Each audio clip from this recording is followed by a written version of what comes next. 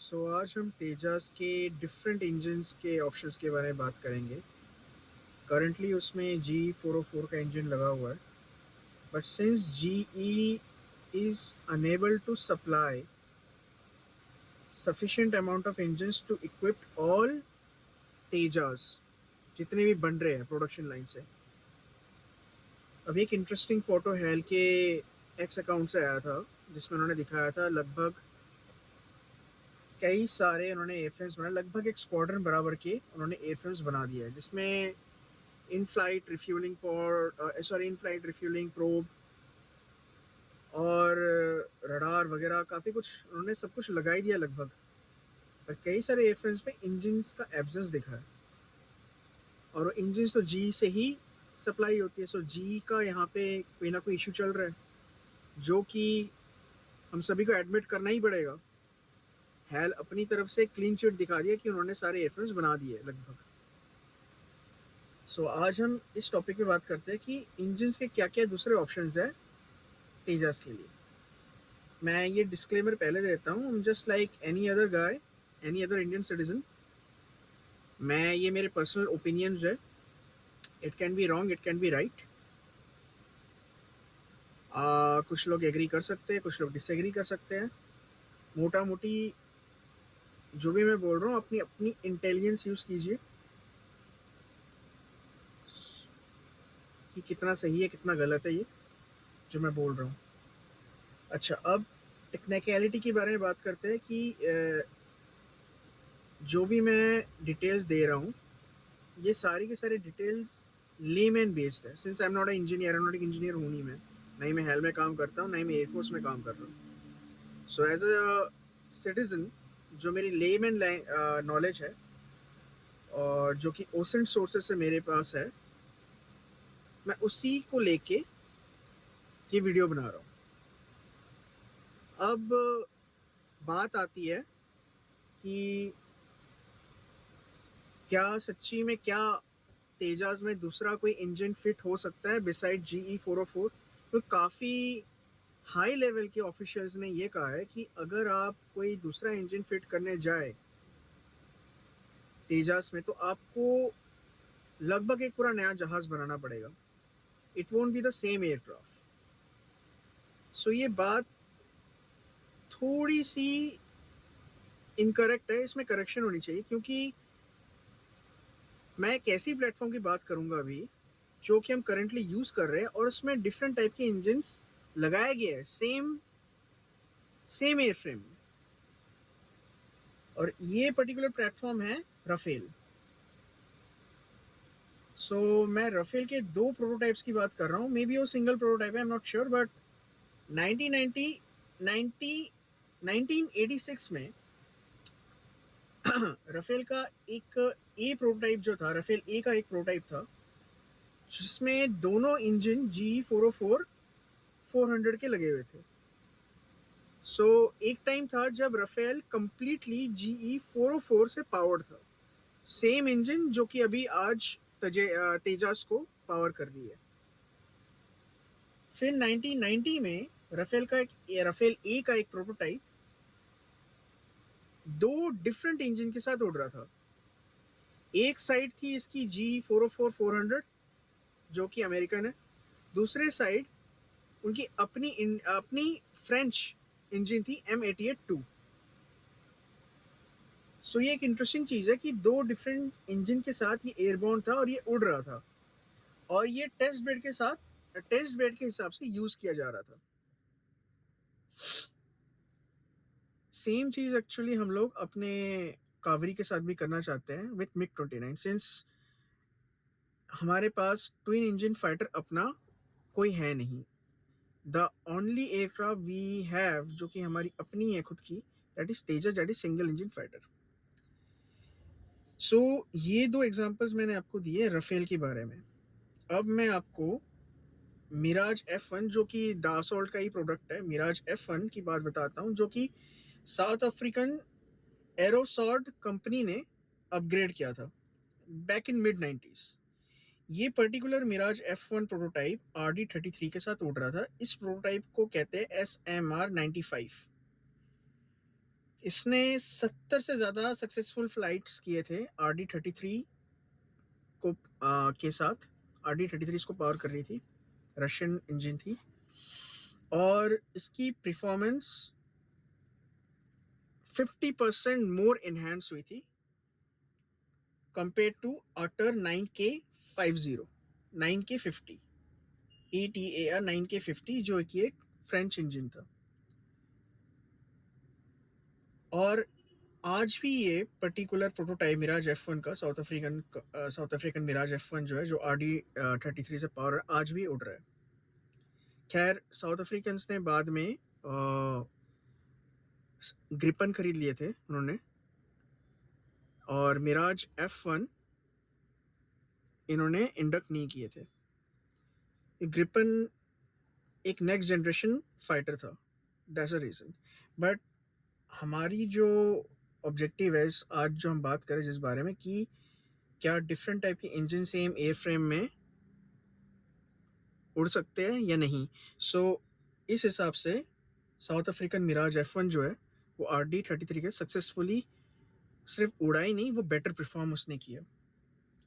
ये दो एग्जांपल मैं बता रहा हूँ जिसमें हम लोग फिजिबिलिटी के बारे में बात कर रहे हैं कि क्या ऐसा हो सकता है। तो ऐसा 100% हो सकता है विथ एग्जिस्टिंग एयर फ्रेम। और इंटरेस्टिंग चीज़ ये है कि दोनों इंजन जो हम लोग इन तीनों इंजन की जो हम बात कर रहे हैं, RD-33, G404 और M882, ये पर्टिकुलर इंजन और एयर फ्रेम स्पेशली राफेल का रिलेवेंट है हमारे टॉपिक से। अभी हम कंटेंटर्स के बारे में बात करते हैं कि कितने टाइप के इंजन्स है जो कि तेजाज में फिट हो सकते हैं। मैं आपके साथ इसके लेंथ, डायमीटर और इनलेट डायमीटर की डिटेल के साथ बोलूँगा। सबसे पहले मैं जो एग्जिस्टिंग इंजन जो यूज़ होता है तेजाज में उसके बारे में बताता हूँ। दैट इज़ GE404 402 IN, मोटा मोटी GE404। इसका लेंथ है 391 सेंटीमीटर, डायमीटर है 89 सेंटीमीटर और इनलेट डायमीटर है 71 सेंटीमीटर। ये डायमेंशंस पे आप ज़रूर स्पेशल फोकस कीजिएगा बिकॉज ये इंपॉर्टेंट है। नेक्स्ट इंजन जो है वो भी अमेरिकन इंजन है, दैट इज GE414 400। इसका भी लेंथ है 391 सेंटीमीटर, 89 सेंटीमीटर इसकी डायमीटर है, इनलेट डायमीटर है 79 सेंटीमीटर। अगर आप ध्यान से देखिए, ध्यान से आप नोटिस करें तो GE404 और GE414 इन दोनों के डायमेंशन लगभग सेम है, जस्ट इनका इनलेट डायमीटर अलग है। G404 का 71 सेंटीमीटर है और G414 का 79 सेंटीमीटर है।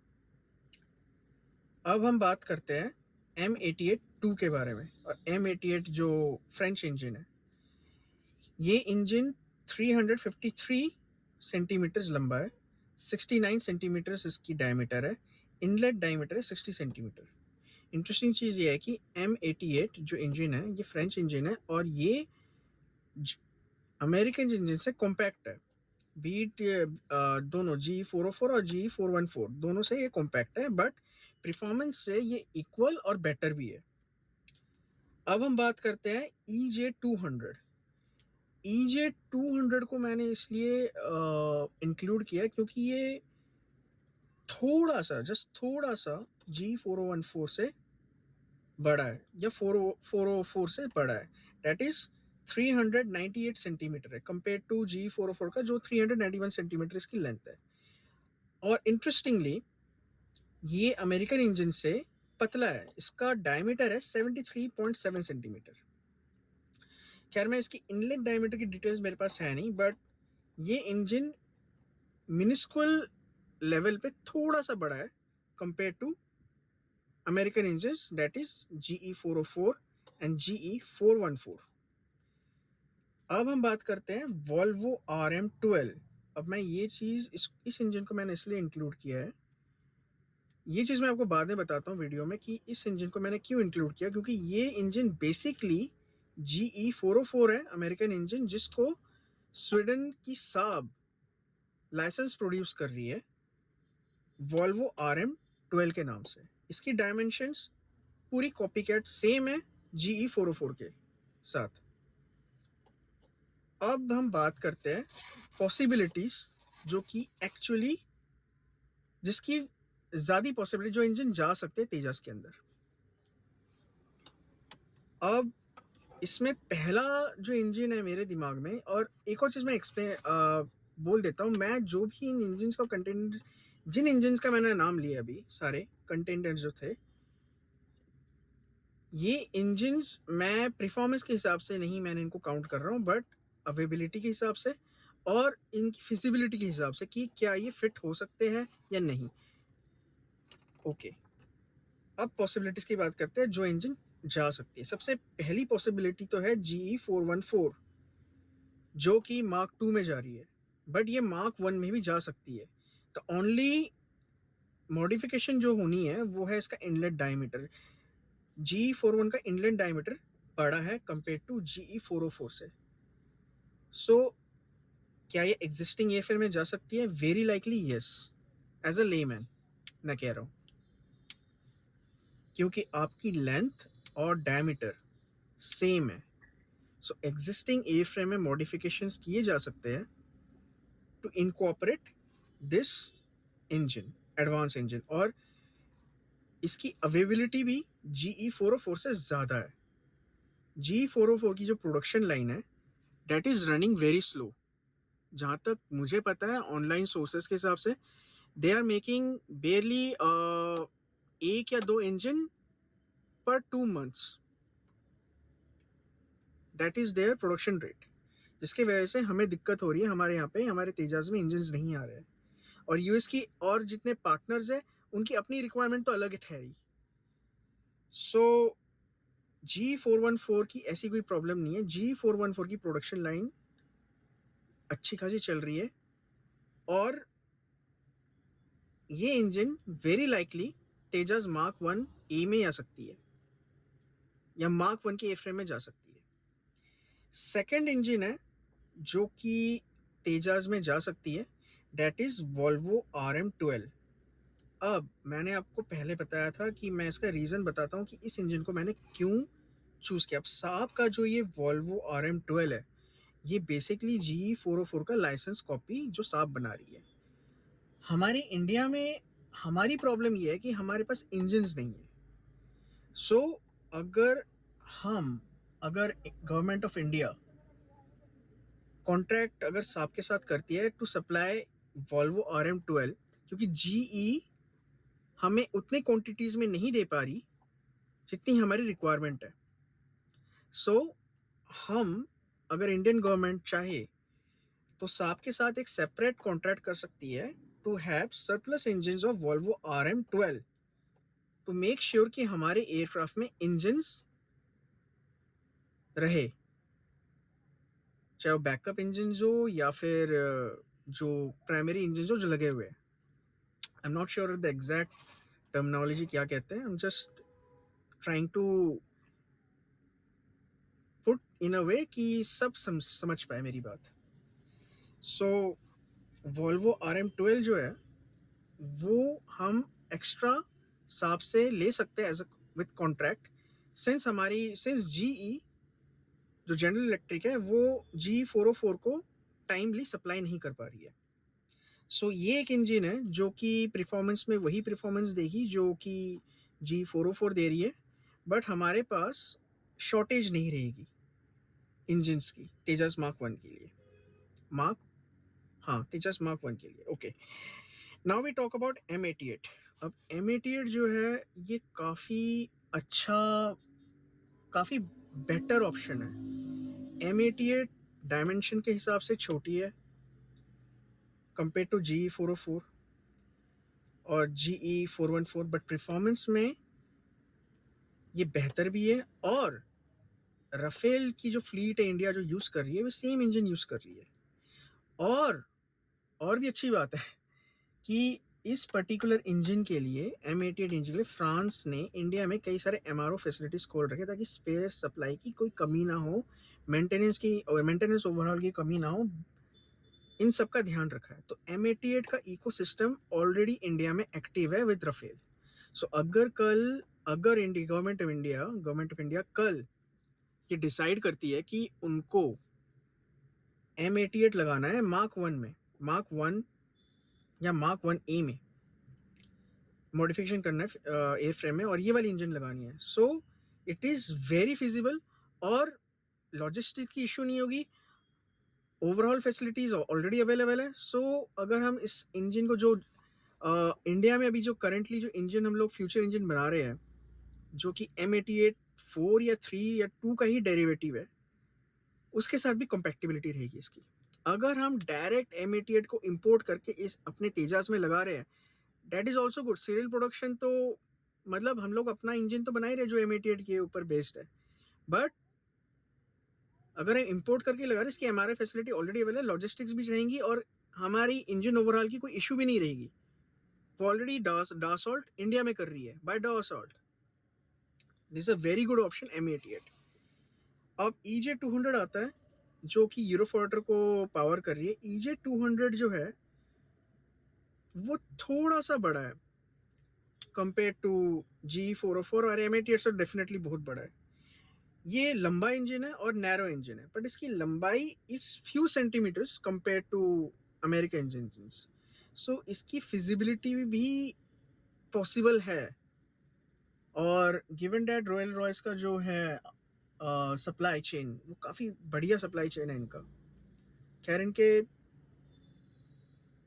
आई एम प्रीटी श्योर कि अगर कोई कॉन्ट्रैक्ट होती है, अगर ये मतलब एक इम्पॉसिबल चीज़ मैं बता रहा हूँ यहाँ पे कि EJ200 तेजास में जा रहा है, बट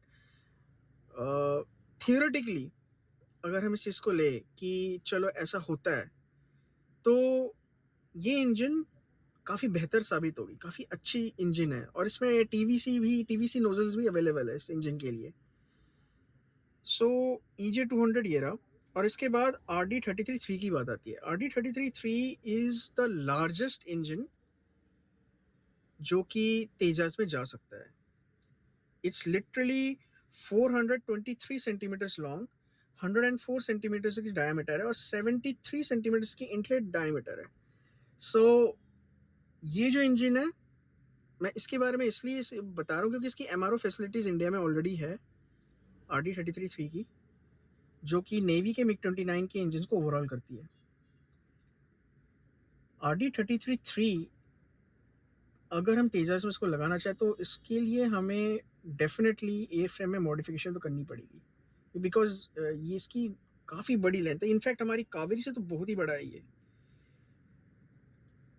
सो शायद इसके लिए एक नया जहाज़ बनाना पड़े, मैं ये बोल नहीं सकता, बट वेरी लाइकली एक नया जहाज़ बनाना पड़े, और इसकी कम चांसेस है कि एग्जिस्टिंग एयर फ्रेम में ये इंजन फिट हो। बट मैं इसको काउंट इसलिए कर रहा हूँ क्योंकि इसके MRO फैसिलिटीज, जैसे मैंने बोला, इसकी MRO फैसिलिटीज इंडिया में है, और रशियन इंजन्स हम लोग ऑलरेडी हेल भी इसको ओवरऑल कर रहे हैं, पुराने RD33 इंजन्स के, MiG-29 के।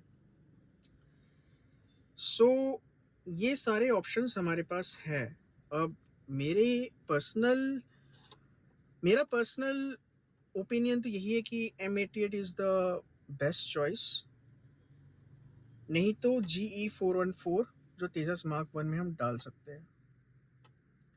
M88 भी अच्छा है, और GE414, ये दो इंजन्स हमारी तेजस के लिए बेस्ट है। कावरी की एग्जिस्टिंग जो प्रोटोटाइप कावरी इंजन की जो एग्जिस्टिंग जो प्रोटोटाइप टेस्ट हो रही है, उसे कहा जाता है कि वो अंडर पावर्ड है, सो उसको मैं काउंट नहीं कर रहा।